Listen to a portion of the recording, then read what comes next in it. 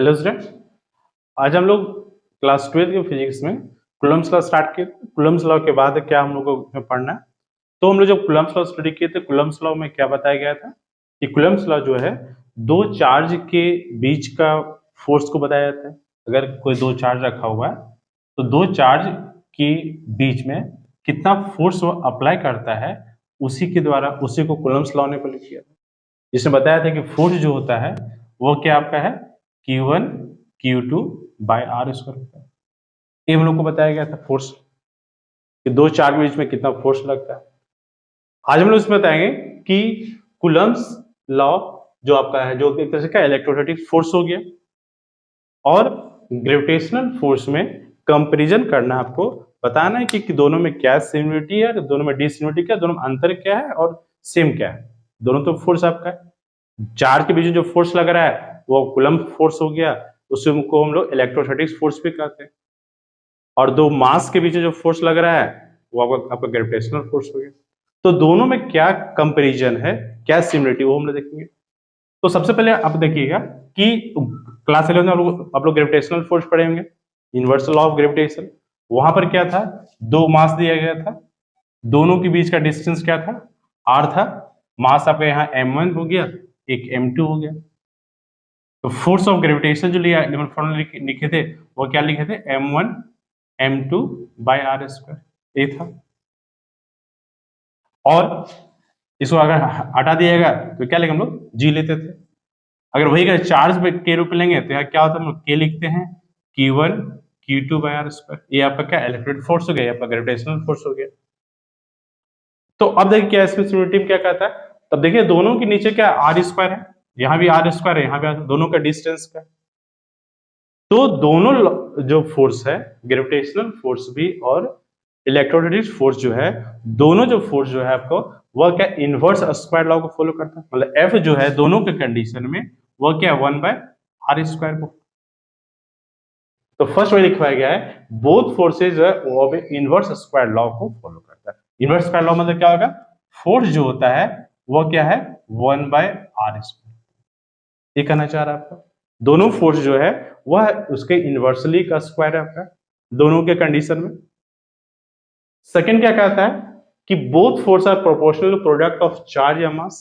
अगर वह मास के साथ है तो दोनों का प्रोडक्ट होता है, अगर वह चार्ज के साथ है तो चार्ज का प्रोडक्ट होता है। दोनों जो वह प्रोडक्ट ही है आपका। ग्रेविटेशनल फोर्स अगर मास के साथ है तो मास का प्रोडक्ट हो रहा है, वह इलेक्ट्रोस्टैटिक फोर्स जो है वह अगर चार्ज के साथ है तो चार्ज का प्रोडक्ट है। मतलब दोनों जो है चार्ज या मास का प्रोडक्ट ही होता है, माने वह डायरेक्टली के साथ है, इनवर्सली नहीं है। तो फिर वह उल्टा हो जाता, तो दोनों डायरेक्टली में प्रोडक्ट का होता है। वह भी एक हम लोग का सिमिलरिटी है। सेकंड थर्ड क्या है, दोनों जो है सेंट्रल फोर्स, बहुत इंपॉर्टेंट क्वेश्चन है, आप हमसे पूछ सकता है कि इलेक्ट्रोस्टैटिक फोर्स जो है वो कैसा फोर्स है आपका, सेंट्रल फोर्स है। क्योंकि यह जो आपका जो है वह दोनों के चार्ज के बीच में देखिए जो सेंटर से जो है वह करता है, इस तरह से आपका है। तो ये आपका क्या, आपका सेंट्रल फोर्स आपका, क्योंकि लाइन जो है वो आपका जो सेंटर से। तो ये आपका जो है ग्रेविटेशनल फोर्स भी और इलेक्ट्रोस्टैटिक फोर्स जो है, दोनों फोर्स जो है वह सेंट्रल फोर्स होता है। और एक चीज और क्या धारणा है, आप लोग पढ़ेंगे कंजर्वेटिव और नॉन कंजर्वेटिव पढ़ेंगे। तो कंजर्वेटिव फोर्स क्या होता है, जो पाथ पर डिपेंड नहीं करता है, और नॉन कंजर्वेटिव क्या होता है, जो पाथ पर डिपेंड करता है, जिसका वर्डन 0 हो जाता है। वही चीज यहाँ पर कहता है कि यह दोनों फोर्स जो होता है वो कैसा फोर्स होता है, कंजर्वेटिव फोर्स होता है। ग्रेविटेशनल फोर्स और इलेक्ट्रोस्टैटिक फोर्स जो होता है, दोनों फोर्स जो है वह कंजर्वेटिव फोर्स है, क्योंकि इसमें वर्डन क्या होता है, किसी भी पाथ में वर्डन क्या होता है, 0 हो जाता है। और दूसरा चीज क्या होता है, ये पाथ पर डिपेंड नहीं होता है, तो यह पाथ पर डिपेंड नहीं, इसलिए कैसा हो गया हम लोग का, कंजर्वेटिव फोर्स हो गया। तो ध्यान रखने की क्या है, कभी पूछ दे एग्जाम में कि इलेक्ट्रोस्टैटिक फोर्स कैसा फोर्स है, कंजर्वेटिव है या नॉन कंजर्वेटिव है। तो इलेक्ट्रोस्टैटिक फोर्स भी कंजर्वेटिव है, ग्रेविटेशनल फोर्स भी क्या आपका कंजर्वेटिव फोर्स होता है, फ्रिक्शनल फोर्स क्या होगा, नॉन कंजर्वेटिव हो गया। तो ये चीज आपको हो गया। ये आपका कभी एमसीक्यू पूछ सकता है कि सेंट्रल फोर्स है या नहीं है। तो कूलम्ब्स फोर्स जो है वो एक सेंट्रल फोर्स होता है। ये कुछ उसका सिमिलरिटी में था। अब आते दोनों में डिफरेंस भी कुछ हो सकता है, कुछ ऐसा है जो मैच नहीं करे दोनों में। तो फर्स्ट पहला क्या आपका कि ग्रेविटेशनल फोर्स जो है वो अट्रैक्टिव होता है। ग्रेविटेशनल फोर्स हमेशा जो प्रोडक्ट दोनों के बीच में जो लग रहा है मास के बीच लग रहा है फोर्स, वो हमेशा क्या होगा, अट्रैक्टिव होगा, रिपल्सिव कभी भी नहीं, वो हमेशा क्या खींचेगा ही, खींचने का कोशिश करता हुआ। लेकिन जो इलेक्ट्रोस्टैटिक फोर्स जो होता है वह आपका क्या, कूलम्ब्स फोर्स जो है वो अट्रैक्टिव भी हो सकता है, रिपल्सिव भी हो सकता है, कोई चार्ज पर डिपेंड करेगा। अगर दोनों चार्ज में अगर अलग अलग चार्ज रखा गया, माइनस Q1 है, एक प्लस Q2 है, तो दोनों के बीच में अगर चार्ज अलग अलग है तो अट्रैक्टिव होगा, दोनों अगर सेम चार्ज है तो रिपल्सिव होगा। तो कूलम्ब्स फोर्स जो है वो आपका दोनों हो सकता है, अट्रैक्टिव भी हो सकता है, रिपल्सिव भी हो सकता है। लेकिन ग्रेविटेशनल फोर्स जो है हमेशा क्या होता है आपका, वह अट्रैक्टिव भी होता है, रिपल्सिव नहीं होता है। ये दोनों में आपका डिफरेंस है। और एक और डिफरेंस क्या आपका है, gravitational force not depend on the nature of the, बहुत इंपॉर्टेंट टॉपिक चीज है आपका कि ग्रेविटेशनल फोर्स जो है वह नेचर पर के मीडियम पर डिपेंड नहीं करता है, उसके आसपास में क्या चीजें हैं, उसका नेचर में क्या है, वहां पर डिपेंड वह नहीं करता है। तो ग्रेविटेशनल फोर्स जो है not depend on the nature of the medium, nature पर वह डिपेंड नहीं करता है। लेकिन इलेक्ट्रोस्टैटिक फोर्स जो होता है वह depends on the nature of the medium, बताया गया था आपको, तो वहां पर के पर डिपेंड करता है। जब हम फॉर्मूला जब लिखते हैं तो क्या लिखते हैं, बराबर हम क्या लिखते हैं, के Q1 Q2 by R square. और ये के को क्या बताया गया था, के जो होता है वो डिपेंड किस पर करता है, नेचर पर करता है। नेचर मतलब क्या है, वाटर पे है, माइका पर है, मेटल पर है, वैक्यूम में है, अलग अलग कंडीशन में अलग अलग के का मान होता है। तो उस कंडीशन में जब के चेंज हो जाएगा तो उसका वैल्यू भी फोर्स का क्या चेंज हो जाएगा। तो इस हिसाब से कहता है कि चार्ज जहां रखा हुआ है उसके नेचर पर डिपेंड करता है, तो उस वजह से फोर्स अलग अलग हो सकता है। लेकिन ग्रेविटेशनल फोर्स जो है वह नेचर पर डिपेंड नहीं करता है। तो ये टॉपिक आपको बहुत इंपॉर्टेंट, ये पूछ सकता है कि ग्रेविटेशनल फोर्स या इलेक्ट्रिक फोर्स जो है वह डिपेंड करता है कि नहीं करता है, तो नेचर पर डिपेंड करता है और सबका अलग अलग होता है। के का वैल्यू का डिफरेंट वैल्यू के का होता है, लिखा दे जाएगा के कहाँ पर किसका कितना होता है, उसमें डिपेंड, मीडियम में अलग कुछ और है, एयर में कुछ और हो जाएगा, अलग रहेगा, उसमें कुछ और हो जाएगा, उसका अलग अलग कंडीशन है। तो ये चीज आपको ध्यान रखना है कि किस पर डिपेंड करता है। तो ग्रेविटेशनल फोर्स जो है नेचर पर डिपेंड नहीं करता है, लेकिन इलेक्ट्रोस्टैटिक फोर्स जो होता है चार्ज जहां रहता है उसके नेचर पर यह डिपेंड करता है। ठीक है, तो एक कुछ सिमिलरिटी हो गया, ये आपका एमसीक्यू क्वेश्चन में आपका इसको काम है, डायरेक्ट क्वेश्चन नहीं पूछेगा सिमिलरिटी में क्या, हाँ, लेकिन एमसीक्यू टाइप जब बनाएगा तो वहां क्वेश्चन इसको देता है। ठीक है, ये फिर आप कुछ टॉपिक देते हो।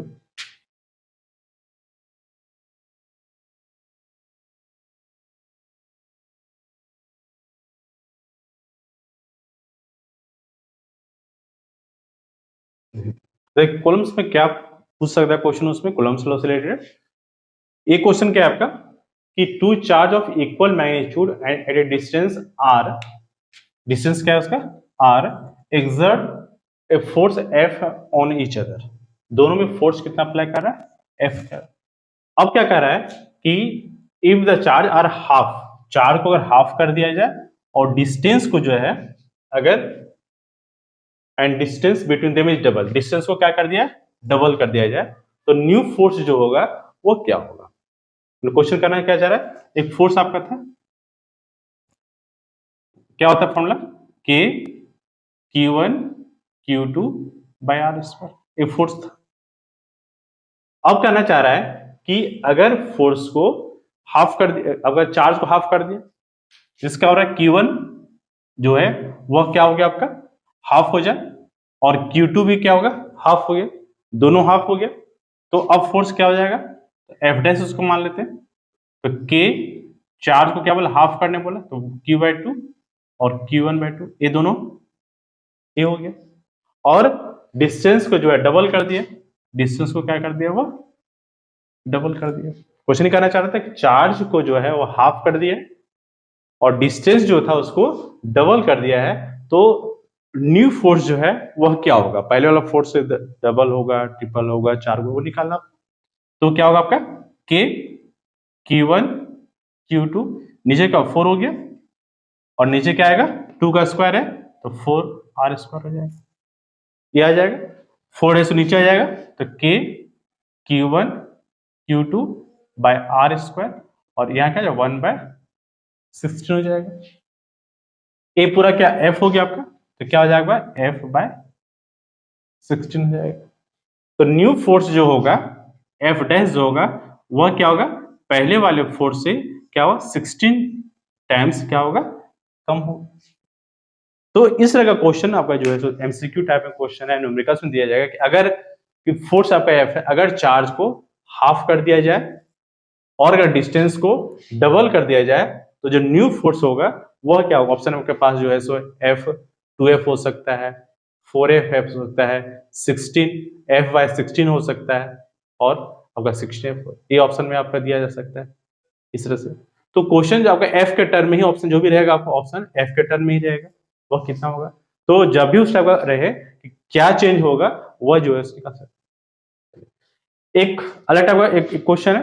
क्वेश्चन क्या है, बोल रहा है कि two charge sphere separated at distance, distance क्या है आपका डी, डिस्टेंस को क्या मान लिया आपका D, exert a force F on each other, दोनों में फोर्स क्या एफ लग रहा है।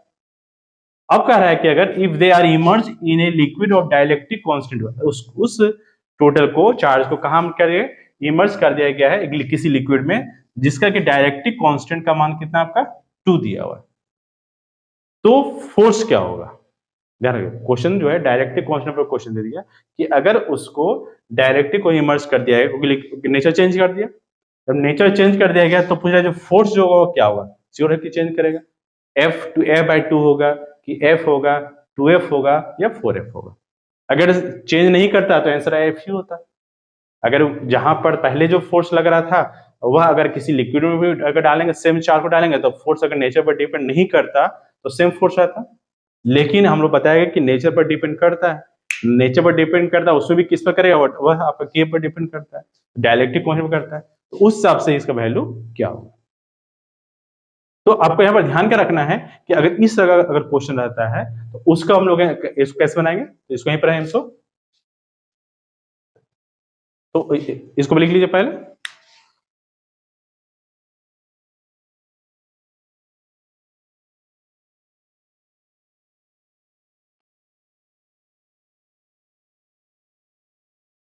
तो क्या होगा, इसका आंसर क्या होगा हम लोग का। तो इस कंडीशन में क्या है कि जब डाइलेक्ट्रिक कांस्टेंट होता है तो उस कंडीशन में जो फॉर्मूला आपका बनेगा वह कि अगर किसी भी मीडियम में वो अगर हो तो वह हो जाए एफ मीडियम बराबर हो जाएगा एफ एयर बाय के। इस फॉर्मूला को याद रखिएगा। अगर क्वेश्चन दे इस टाइप का कि अगर फोर्स को अगर किसी में इमर्ज कर दिया गया तो उस कंडीशन उसका वैल्यू क्या होगा, कुछ डिस्टेंस क्या है उससे को हमको मतलब सिर्फ आपको डायरेक्ट्रिक कांस्टेंट पर डिपेंड करना है आपको। तो अगर यहाँ पर हम लोग को क्या दिया गया था, लिक्विड में दिया था तो यहाँ लिक्विड लिख देंगे आपको। लिक्विड में वैल्यू क्या हो जाएगा, जो एयर में था एयर फोर्स क्या था एफ था और डायरेक्ट्रिक कांस्टेंट कितना हो गया 2 हो गया। तो लिक्विड में इमर्ज करने के बाद उसका फोर्स जो है वो क्या हो जाएगा हाफ हो जाएगा। तो सही आंसर क्या हो जाएगा F/2। इसको हमेशा याद रखिएगा कि अगर किसी लिक्विड में इमर्ज किया जा रहा है जहां पर वो डालेगा उतना ही टाइम्स हो जाएगा आपका। तो यहाँ हमेशा जो है एयर के साथ क्या होगा के आपका डायलेक्ट्रिक कांस्टेंट किया जाएगा। तो अगर मीडियम में है तो F एयर/के हो गया। तो अगर लिक्विड में इमर्ज किया तो F/ टोटल पहले फोर्स क्या था आपका F था और डायलेक्ट्रिक कांस्टेंट का वैल्यू कितना हो गया आपका, डायरेक्ट कांस्टेंट का वैल्यू क्या हुआ 2 हो गया F/2। ठीक है, एक क्वेश्चन एक और क्वेश्चन आपको देखा दिया हो गया, थोड़ा क्वेश्चन चेंज है इसमें। क्वेश्चन क्या है कि charge Q is place at the centre of the line joining two equal charges Q। Question क्या ध्यान दें इसमें, एक क्वेश्चन क्या कर रहा है, ए आपका है, दो चार्ज आपका है, मान लीजिए यहाँ ए है और ये आपका बी है, दो चार्ज है, दोनों में चार्ज सेम आपका है, यहाँ भी Q चार्ज है और यहाँ भी Q चार्ज है। अब यह कहना चाहता है कि charge Q place at the centre, एक दूसरा चार्ज लिया गया है जो कि सेंटर पर है, सेंटर क्या है Q पर रखा गया। तो कह रहा है इसमें the system of the 3 charge will be equilibrium. अब कह रहा है कि चार्ज जो है वह इक्विलिब्रियम में हो जा रहा है, तो उस कंडीशन में Q का मान क्या होगा। अगर तीनों चार्ज इक्विलिब्रियम हो जाए मतलब नेट फोर्स क्या होगा 0। इक्विलिब्रियम कंडीशन क्या होगी, टोटल नेट फोर्स जो होता है वह क्या होता है 0 हो जाता है। तो उस कंडीशन में पूछ रहा है कि वह Q का वैल्यू क्या होगा आपका। तो अगर इस दोनों डिस्टेंस को हम क्या मान लेते हैं, डिस्टेंस को 2x मान लेते हैं, थोड़े यहाँ से डिस्टेंस नहीं दिया चलो 2x मान लीजिए।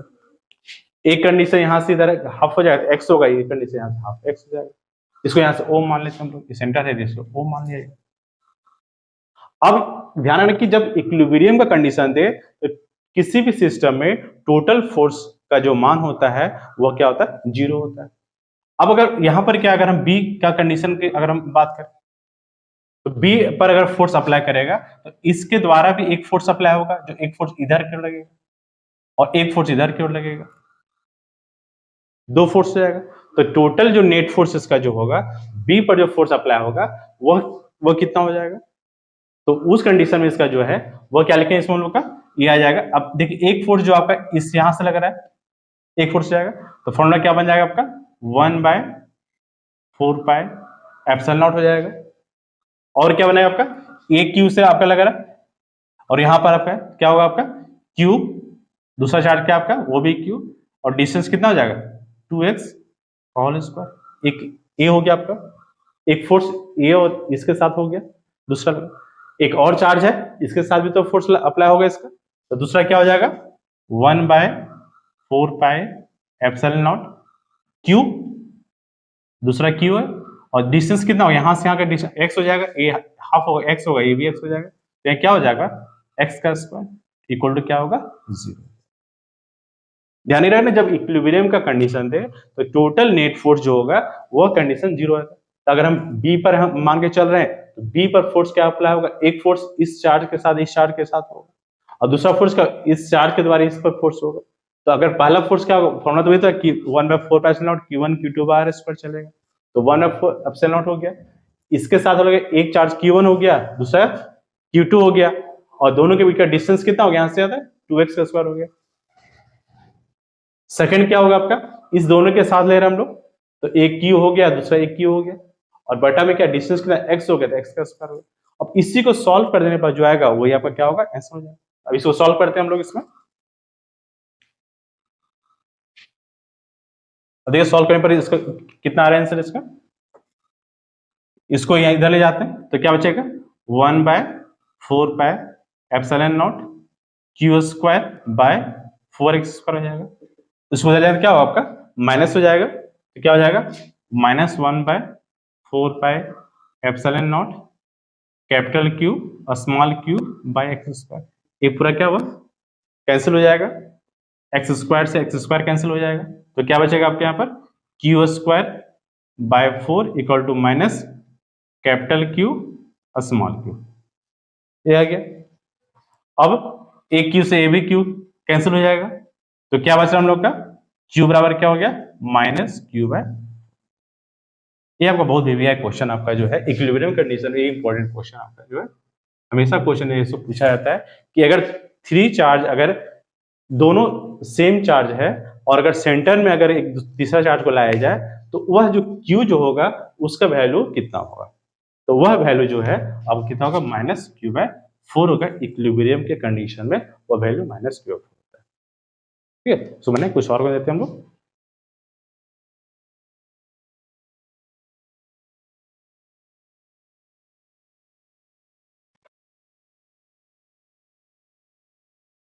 एक टॉपिक और हम लोग को यहाँ पर पढ़ना था, वो एक है principle of superposition of electrostatic forces, superposition principle ना। बेसिकली इसका है क्या, अगर किस डिफरेंट चार्ज है तो डिफरेंट चार्ज में अलग अलग फोर्स अप्लाई होता है, तो किसी अलग डिफरेंट चार्ज के द्वारा जो फोर्स अप्लाई हो रहा है तो डिफरेंट डायरेक्शंस में होगा, तो जो टोटल फोर्स किसी एक पर लगेगा वह कितना होगा वही हमको निकालना पड़ता है सुपरपोजिशन प्रिंसिपल से। इसमें कहना क्या चाह रहा है कि अगर आपका डिफरेंट चार्जेस है, जैसे एक मान लीजिए एक चार्ज यहाँ पर है, एक चार्ज यहाँ है और एक चार्ज यहाँ पर है, तीनों अलग अलग चार्ज है। अब ये भी एक ये आपका मान लीजिए Q2 है, ये Q3 है, ये आपका Q1 चार्ज है, ये हो गया। अब इस पर ये जो फोर्स लगाएगा, ये इस पर फोर्स लगेगा, इस मान लो दोनों प्लस है तो रिपल्सन हो, इधर फोर्स लगेगा, इसके चलते ये जो फोर्स आएगा वो फोर्स कैसा होगा इधर की फोर्स लगेगा, ये मान लीजिए F1 हो गया फोर्स। अब इसके चलते फोर्स अप्लाई हो रहा है तो ये क्या हो जाएगा आपका F12 हो जाएगा, इसके चलते यहाँ फोर्स अप्लाई हो रहा है तो F1 पर जो फोर्स ए अप्लाई हो रहा है F12 हो गया। 3 चार्ज के चलते जो फोर्स अप्लाई हो रहा है ये आपका 13 हो जाएगा, ये आपका F1 हो गया। तो अगर मान लीजिए ये, तो इस कंडीशन में जो रिजल्टेंट जो फोर्स आपका होगा वो टोटल फोर्स कितना होगा, वही कहना चाह रहा है कि यहाँ पर कि when a number of charge are interacting, अगर बहुत से चार्ज आपके पास है, Q1 है, Q2 है, Q3 है, Q4 है, बहुत डिफरेंट चार्ज, और वह चार्ज जो है किसी एक चार्ज पर अगर फोर्स अप्लाई कर रहा है तो वह फोर्स जो है, the total force in a given charge in a vector sum of the forces exerted on it due to the all other charges, दूसरे चार्जेस के द्वारा उस चार्ज पर जो फोर्स अप्लाई हो रहा है वह टोटल फोर्स उसका क्या होगा, वेक्टर सम होगा। जैसे अगर यहाँ चार्ज है तो F1 पर जो फोर्स अप्लाई हो रहा है वो कितना फोर्स होगा, F12, F13, F14 dot F1n, जितने नंबर ऑफ चार्जेस होंगे, अगर और भी अगर चार्ज रहता तो वो फोर्स इधर अप्लाई होता, अगर चार्ज होता तो F14 हो जाता, ये अप्लाई हो जाता है। तो इस तरह से आपका डिफरेंट फोर्स अप्लाई होगा, तो डिफरेंट चार्ज है तो फोर्स भी क्या होगा, डिफरेंट होगा, तो डिफरेंट फोर्स पर अप्लाई चार्ज होगा। तो ऐसे जो हम लोग को जो है निकालना,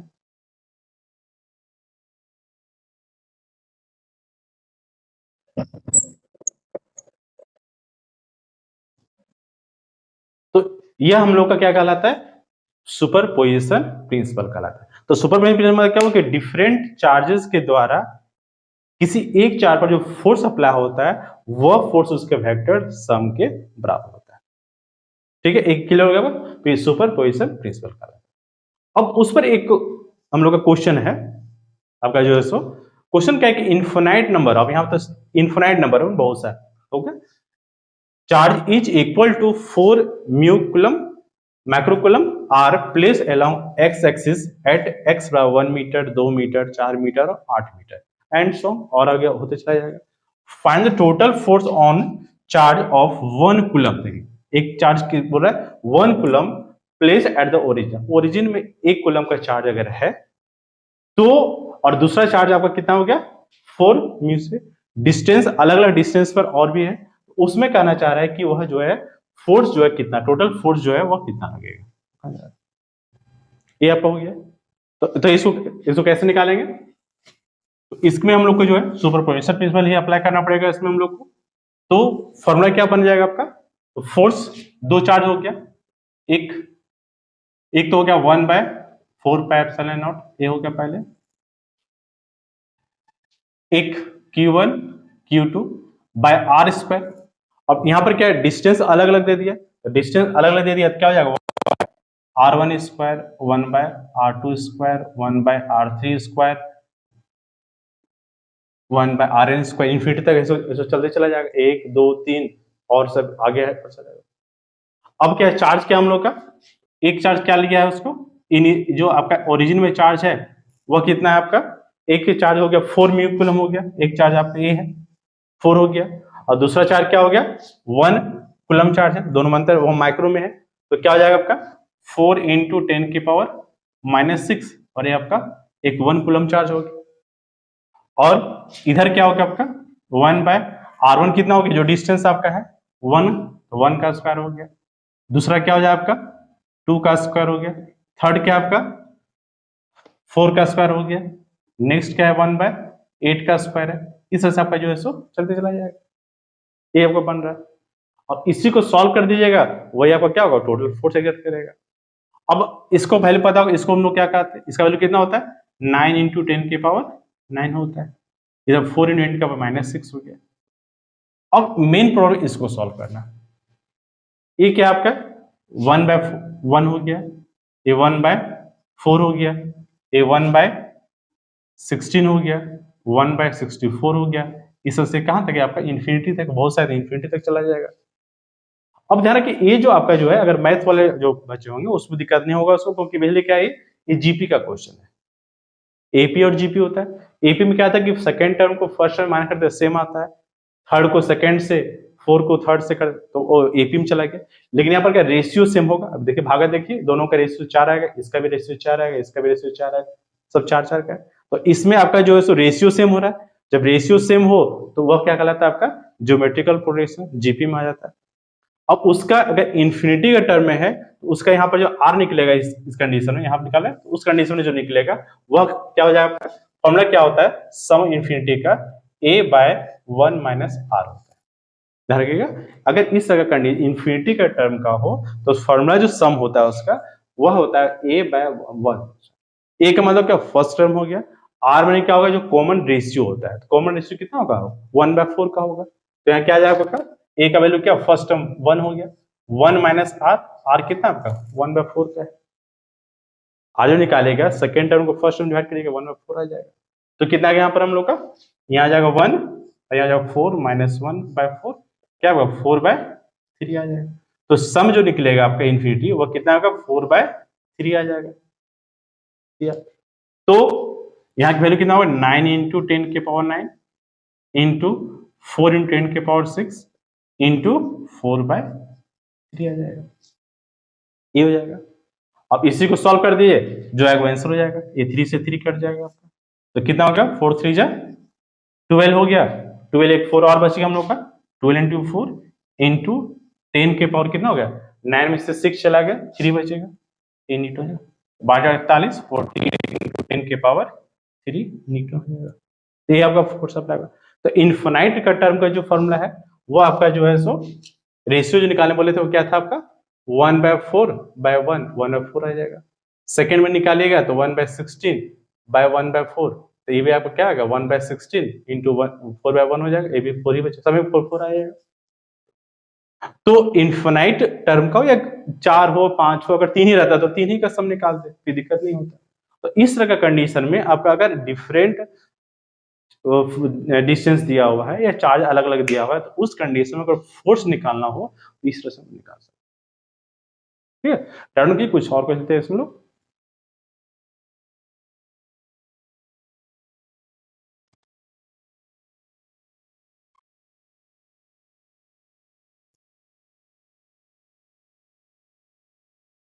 एक इक्विलिब्रियम का एक और क्वेश्चन आपका है। क्वेश्चन क्या आपका है कि two fixed point charge plus 4e and plus 4a, एक e है, unit are separated by distance a, दोनों के बीच का डिस्टेंस क्या है आपका a है। निकालना क्या चाह रहा है, एक चार्ज यहाँ पर है और एक चार्ज यहाँ पर है। एक आपका चार्ज क्या है, प्लस 4e है और a आपका प्लस e है, दोनों का चार्ज हो गया। और दोनों के ये आपका दोनों के बीच का डिस्टेंस को क्या बोल दिया गया, दोनों के बीच का डिस्टेंस क्या है, a है, यहां तक दिया गया, ठीक है।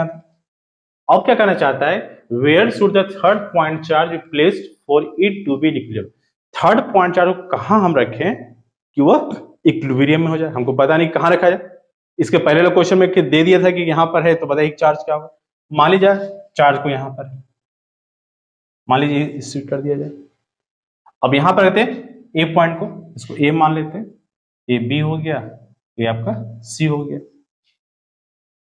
अब इस पर चार्ज जो आपका है उसको अगर हम लोग क्यू मान लें, तो क्या बोलना चाह रहा है, डिस्टेंस पूछ रहा है आपका, और इससे यहां का डिस्टेंस को हम लोग क्या मान लेते हैं, इसको एक्स मान लेते हैं, जहां इसको रखें उसको एक्स मान लिया जाए। टोटल क्या था आपका, एक्स था, तो ये जो बचे वो क्या हुआ आपका, a माइनस एक्स हो गया डिस्टेंस, a माइनस एक्स हो गया। तो आपको इसकी दूरी x का वैल्यू फाइंड करना है कि थर्ड चार्ज को किस जगह पर रखा जाए, पॉइंट चार्ज को, कि वह सिस्टम जो है पूरा तीनों जो है वह क्या हो जाए, इक्विलिब्रियम हो जाए। तो ये जो फोर्स अप्लाई होगा एक इधर हो जाएगा और यहां से एक फोर्स इधर अप्लाई होगा, इसको अगर F2 मान लेते हैं और ये फोर्स F1 मान लेते हैं, ये हो जाएगा। तो दोनों के केस कंडीशन में, इक्विलिब्रियम के कंडीशन में ऐसे क्या बताया गया था, तो दोनों फोर्स क्या होगा आपका, बराबर होगा।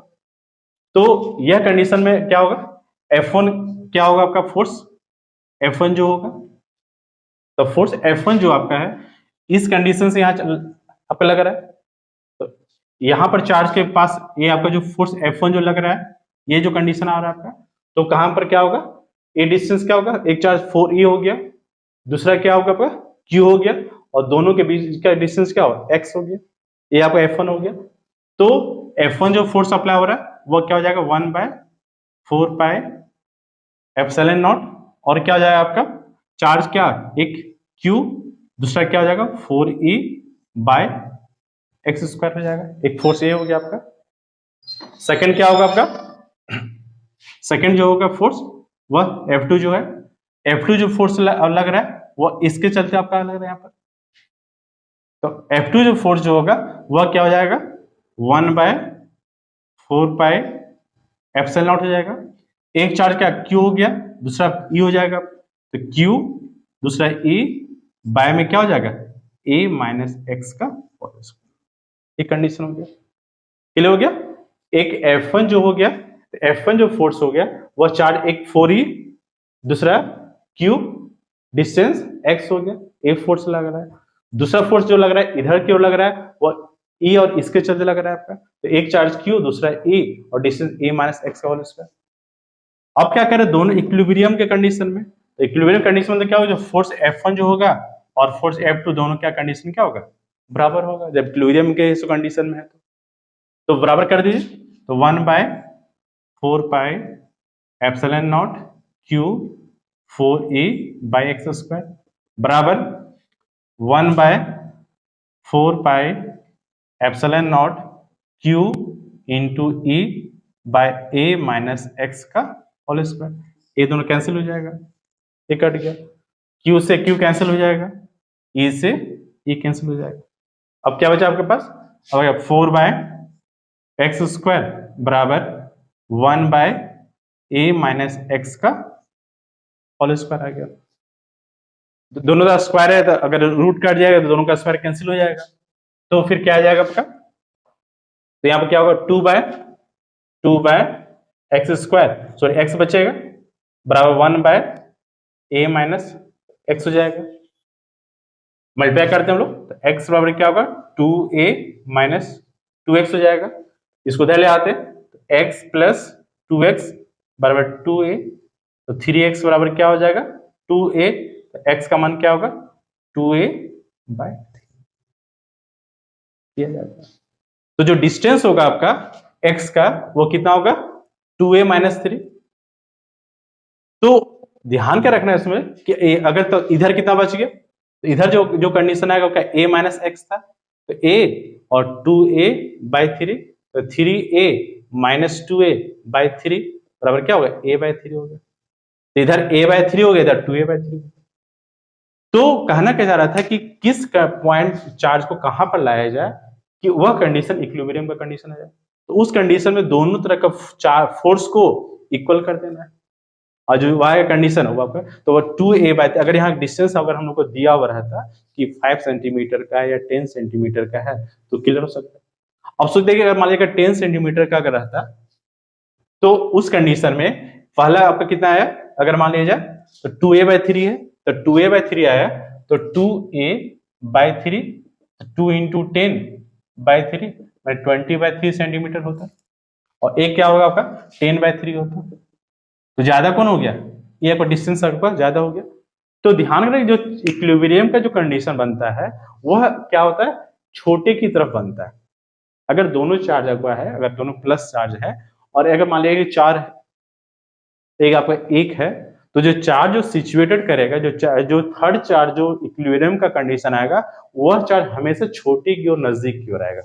वही हम यह बताना चाह रहे थे कि देखिए वैल्यू क्या 20/3 आया, ये वैल्यू ज्यादा है, इसका वैल्यू कम है, माने जो चार्ज सिचुएटेड करेगा जो जाएगा वो आपका नजदीक किधर होगा, वो आपका छोटे चार्ज के तरफ नजदीक। तो ये हमेशा अगर ध्यान रखना है, अगर उस ऑप्शन कभी दे कि किधर वो जाएगा इक्विलिब्रियम का कंडीशन होगा, तो जो चार्ज कम होगा उसकी तरफ हो जाएगा। हमेशा अगर कोई भी क्वेश्चन निकाल देखिएगा, जो भी अगर उस तरह का चार्ज दोनों प्लस में है, एक अगर मान लीजिए 10 कूलम चार्ज है, एक 5 कूलम चार्ज है, तो 5 जो थर्ड पॉइंट चार्ज होगा जो इक्विलिब्रियम का कंडीशन को फॉलो करेगा जो आ रहा है, तो 5 कूलम की चार्ज की ओर नजदीक रहेगा, एक लगभग कंफर्म है। तो उस तरह से क्वेश्चन को निकाला जाता है। तो आपको कुछ टॉपिक होगा कूलम्स लॉ, इसके पहले जो वीडियो में पढ़े थे कूलम्स लॉ का कंडीशन था, अब आज उसका न्यूमेरिकल्स हो गया, सुपरपोजिशन प्रिंसिपल हो गया, और ग्रेविटेशनल फोर्स और कूलम्स फोर्स में क्या सिमिलरिटी और क्या डिससिमिलरिटी, ये आपको कूलम्स लॉ का एक टोटल आपका न्यूमेरिकल्स, उसका थ्योरेटिकल पार्ट्स, उसका प्रिंसिपल टोटल आप कंप्लीट आप कूलम्स लॉ का, इससे ज्यादा इसमें है नहीं कुछ। और हम लोग जो है नेक्स्ट वीडियो हम लोग जो है इसके आगे का टॉपिक को देखेंगे, ठीक है। अब रिवाइज किया फिर नेक्स्ट वीडियो लाएंगे। Thank you.